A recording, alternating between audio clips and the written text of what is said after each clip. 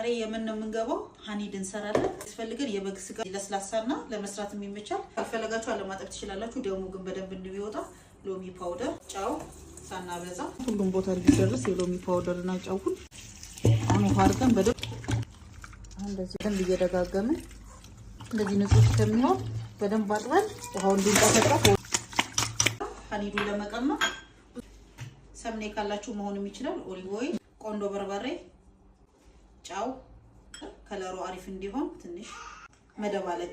ሌላኛው ማጣፈጫ ተምር ህንዲ ትንሽ የፈላ ውሃ በደንብ ሲንጠፈጠፍ ቅመሙን ማዳረስ። ድንች ትናንሽ ድንቾች ስለምወድ ነው። ፉድ ከለር ካልፈለጋችሁ መቅረት ይችላል። ያሟሟነው ተምር ህንዲ ኦቨን ውስጥ ስለሆነ ማስገባው በኬክ ፔፐር እና በፎይል ነው የምጠቀልለው።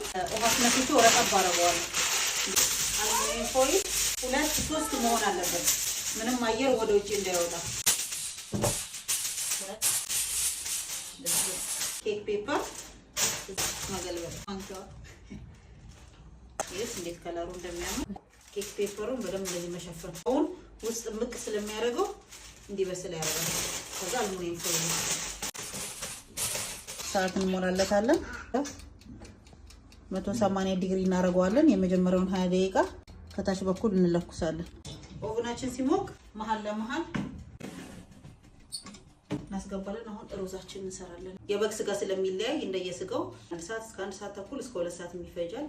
ሩዝ ለመስራት ብረት ድስት፣ ትንሽ ሰምኒ፣ ጥቁር ሎሚ፣ ወራጋር፣ ያልተፈጨ ቆንዶ በርበሬ፣ ቁርንፉድ፣ ቅመሙ እንደዚህ ታመስ ሲል ትንሽ ከሙን። ሩዙን 3 ጊዜ አጥበን ጠበስ። ከዛ የፈላ ውሃ 1 ኩባያ ሩዝ የምታረጉ ከሆነ 2 ኩባያ ውሃ ያስፈልጋል። በግምት ከሆነ ደግሞ እንደዚህ ዘለል አድርጉት። ከድነን 20 ደቂቃ ስለሆነ ሩዝ የሚፈልገው።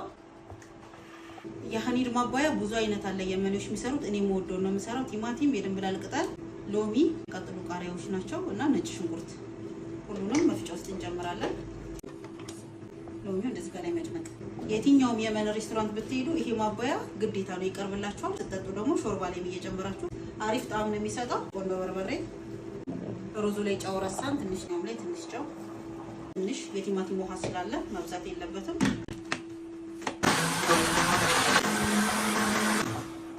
2 ሰዓት ስለሚፈጅ እስከዛ ድረስ ሩዙን ማባያውን ብዙ ነገሮች መስራት እንችላለን።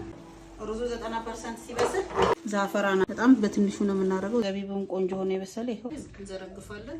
2 ሰዓት ያህል ነው ያበሰልኩት። ማሻአላ እንደዚህ ቆንጆ ሆኖ በስሏል። መፍሰስ የለበት። እዚህ ላይ የምታረጉት ማባያው መሳት ከድንቹ እዚህ ጋር ማባያው እርጎ በማባያው ደግሞ ጁማ እንግዲህ እንደዚህ አይነት ቆንጆ ምግብ ያስፈልገናል። ከድንቹ ደግሞ እንደበሰለች እንደሚላቀቅ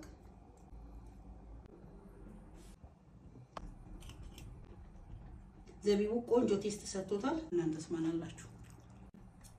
የሚቃጥል ነገር ያስፈልጋል።